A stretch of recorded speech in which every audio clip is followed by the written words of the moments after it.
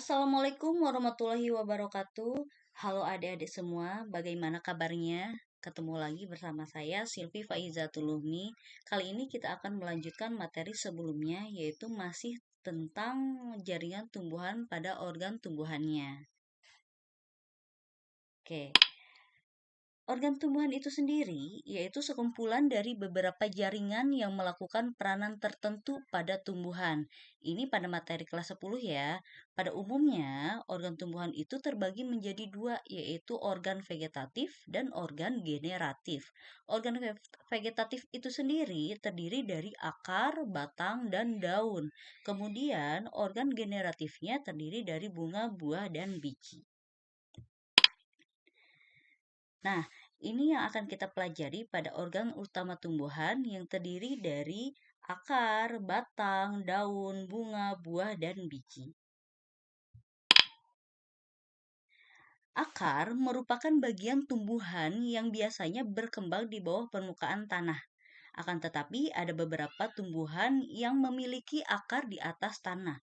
Bentuk dan strukturnya akar sangat beragam. Keadaan ini berhubungan dengan fungsi akar, di mana fungsi akar ini adalah yang pertama untuk menambatkan tumbuh-tumbuhan pada tanah atau substrat tempat hidupnya. Kedua, pada beberapa tumbuhan dapat juga berfungsi untuk menyimpan cadangan makanan. Yang ketiga, untuk menyerap air dan unsur hara dari tanah serta mengalirkannya ke batang. Nah, di sini ada akar ya, di mana coba kita perhatikan gambar akar tanaman dikotil ini, di mana pada akar ini terdapat 3 zona, yaitu zona pembelahan sel, zona pemanjangan, dan zona pematangan. Yang pertama, zona pembelahan sel. Di dalamnya terdapat jaringan meristem apikal yang berisi sel-sel yang selalu aktif membelah sehingga menyebabkan akar menjadi panjang. Pada zona ini dilindungi oleh tudung akar. Yang kedua, ada zona pemanjangan akar. Kemudian ada juga zona pematangan ya. Di mana zona pematangan ini terdapat rambut akar yang berfungsi untuk memaksimalkan penyerapan air dan unsur hara dari tanah serta mengalirkannya ke batang ya. Nah, kemudian kita lanjutkan kepada struktur anatomi akar. Nah, struktur anatomi akar ini terdiri dari epidermis akar, kortek, endodermis, stel atau silinder pusat, di mana di stel ini terdiri dari perisikel, bekas pembuluh angkut, dan empelur. Nah, coba kita perhatikan gambar ini ya. Di sini ada perbedaan akar tumbuhan dikotil dan monokotil. Nah, ciri dari epidermis itu sendiri yaitu memiliki selapis sel, susunannya rapat dan tidak ada ruang antar sel. Nah, sel-sel epidermis ini sangat dekat sekali dengan ujung akar, akan mengembang menjadi rambut akar yang tersusun dari satu sel yang memanjang, yang berfungsi untuk absorpsi air dan garam mineral serta untuk menguatkan posisi tumbuhan pada tanah.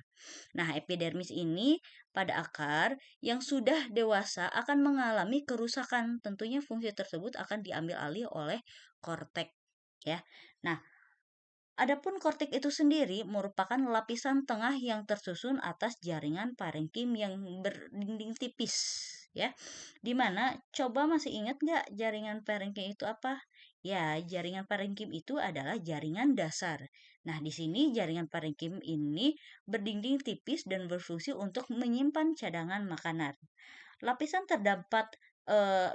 terdalam kortek ini akan berdiferensiasi menjadi endodermis ya. Kita lanjutkan di endodermis, di mana endodermis ini sendiri adalah pemisah antar kortek dan stel atau silinder pusat. Apa cirinya? Cirinya ini terdiri dari satu lapis sel yang tersusun rapat dan tidak ada ruang antar sel. Kemudian, dinding sel pada endodermis ini mengalami penebalan membentuk pita Kaspari. Nah, pita Kaspari ini tersusun dari zat lilin. Karena mengalami penebalan, sehingga air ini tidak bisa masuk pada pita Kaspari. Jadi, air akan langsung masuk pada sel endodermis yang tidak mengalami penebalan yang disebut sel peresap. Nah, endodermis ini berfungsi untuk mengatur jalannya air dan garam mineral yang masuk ke silinder pusat atau sel. Kita lanjutkan kepada stel ya, di mana stel ini atau silinder pusat adalah bagian tengah dari akar yang terletak sebelah dalam dari endodermis. Dan stel ini terdapat pelisikel berkas pembuluh dan parenkim ya. Nah, pelisikel ini dapat membuka arah penting yang membentuk yang namanya cabang akar. Bagian dalam pelisikel ini terdiri dari pembuluh angkut, yaitu silem dan flum. Nah, silem ini yang nantinya akan membentuk sumbu sentral, yang mana di bagian tengahnya terdiri atau terisi oleh sel-sel parenkim. Ya, nah selanjutnya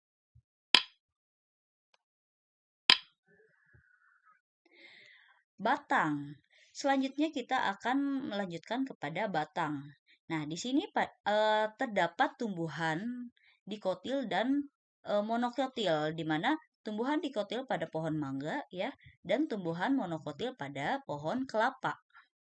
Nah, bila kita perhatikan secara morfologi pada tumbuhan dikotil dan monokotil ini, pada tumbuhan monokotil tidak bercabang ya. Sedangkan tumbuhan dikotil bercabang ya. Pada umumnya tumbuhan monokotil ini tidak tumbuh membesar tetapi hanya meninggi. Pada batang monokotil ini mengalami pertumbuhan primer dan tidak mengalami pertumbuhan sekunder. Berbeda dengan batang tumbuhan dikotil, selain menjadi tinggi, batangnya akan menjadi besar dikarenakan pada tumbuhan dikotil ini memiliki kambium. Nah, adapun fungsi batang ini ya, pertama sebagai alat penopang tumbuh-tumbuhan. Kedua, mengalirkan air dan unsur hara dari akar ke daun atau transportasi gas secara vertikal pada tumbuhan. Yang ketiga, sebagai alat perkembangbiakan secara vegetatif. Susunan anatomi pada batang kurang lebih sama seperti susunan pada anatomi akar, yaitu ada epidermis, kortek, dan yang terakhir ada stel atau silinder pusat. Pada silinder pusat ini terdiri atas perikembium atau perisikal parenkim, berkas pembuluh, dan empelur. Nah, empelur ini merupakan bagian terdalam dari batang tumbuhan yang berpembuluh, biasanya jaringan empelur muda berwarna putih ya atau coklat pucat dan menjadi gelap jika sudah tua. Nah, apa perbedaan anatomi pada batang dikotil dan monokotil? Coba perhatikan ya dari kedua gambar ini. Yang pertama, epidermis. Epidermis ini cirinya masih sama, terdiri atas satu lapis sel dan susunannya rapat, di mana bagian luarnya mengalami penebalan dari zat lilin atau kutikula. Pada pohon yang sudah tua dinamakan Cambium gabus. Nah, kemudian yang kedua ada kortek. Pada tumbuhan dikotil dan monokotil terdapat perbedaan dalam susunannya. Pada kortek batang dikotil tersusun dari beberapa lapisan parenkim dan berbeda dengan batang monokotil, di mana parenkim pada korteknya ini menyambung sampai pada bagian tengah batang. Ya. Kemudian dilanjutkan kepada endodermis. Nah, endodermis ini pada batang dikotil terlihat seperti lapisan sel yang bergelombang. Sedangkan pada monokotil endodermisnya tidak nampak. Nah, kemudian vesikel pada batang dikotil terdiri atas parenkim dan sklerenkim. Namun pada batang monokotil tidak terdiferensiasi. Selanjutnya empelur. Empelur pada batang dikotil itu ada. Sedangkan pada batang monokotil itu tidak ada. Kemudian pada batang dikotil ada yang namanya kambium, sedangkan pada batang monokotil itu tidak ada ya. Untuk tipe bulu pada batang dikotil berupa kolateral terbuka atau bikolateral, sedangkan pada batang monokotil itu berupa kolateral tertutup atau konsentris ambifasal.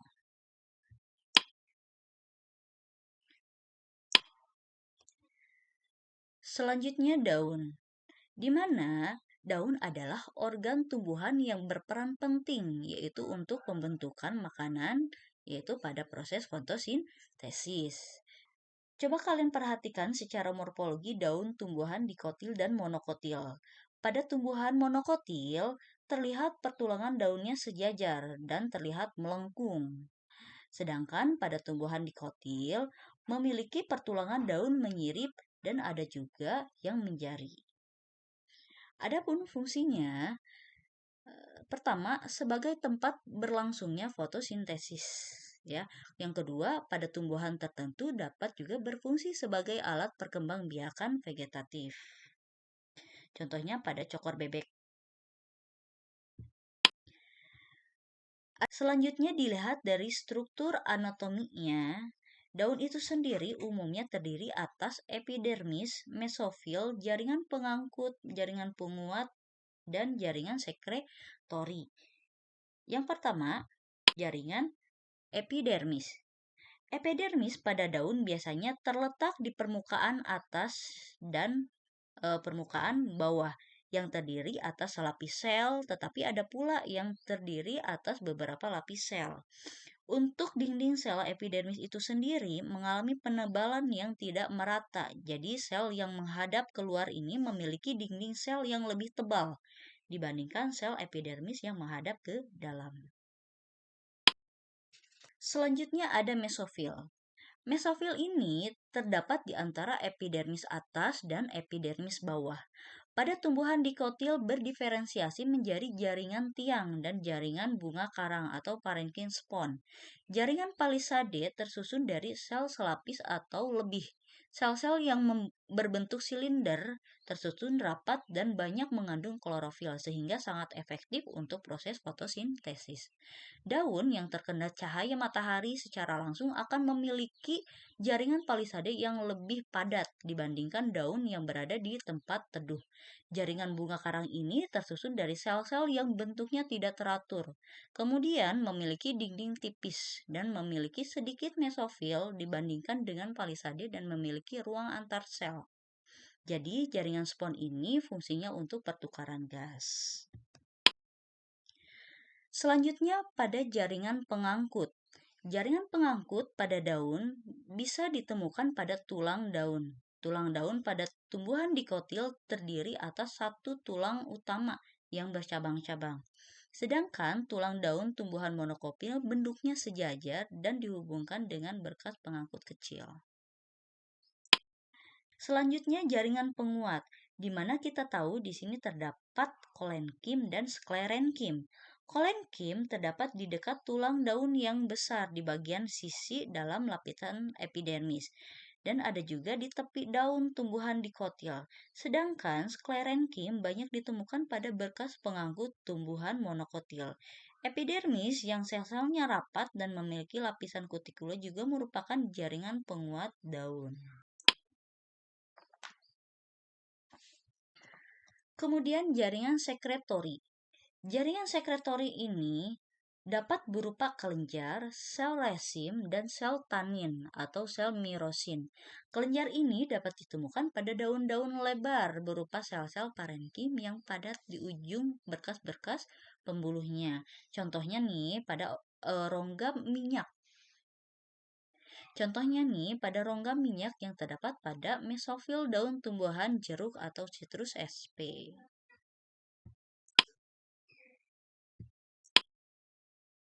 Selanjutnya bunga. Fungsi bunga pertama sebagai alat perkembangbiakan secara generatif. Yang kedua untuk menarik burung, serangga maupun lebah agar hinggap dan melakukan penyerbukan. Yang ketiga sebagai wadah atau tempat menyatunya gamet jantan dan gamet betina. Kemudian yang terakhir untuk menghasilkan biji. Nah, di sini ada contoh bunga tumbuhan monokotil pada bunga anggrek dan ada juga bunga dikotil pada bunga sepatu. Nah, bunga ini merupakan alat reproduksi seksual pada tumbuhan. Mengapa dikatakan demikian? Karena bunga ini terdapat putik dan benang sari sebagai alat reproduksinya. Jika pada bunga terdapat putik sekaligus benang sarinya, berarti disebut sebagai bunga sempurna atau bunga lengkap. Bunga lengkap ini memiliki alat reproduksi dan juga sebagai perhiasan bunga. Nah, berikut merupakan bagian bunga pada tumbuhan.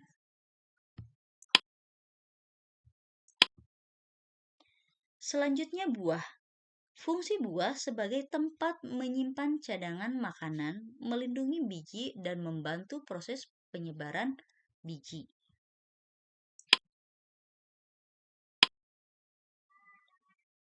Fungsi biji, pertama, alat perkembangbiakan generatif.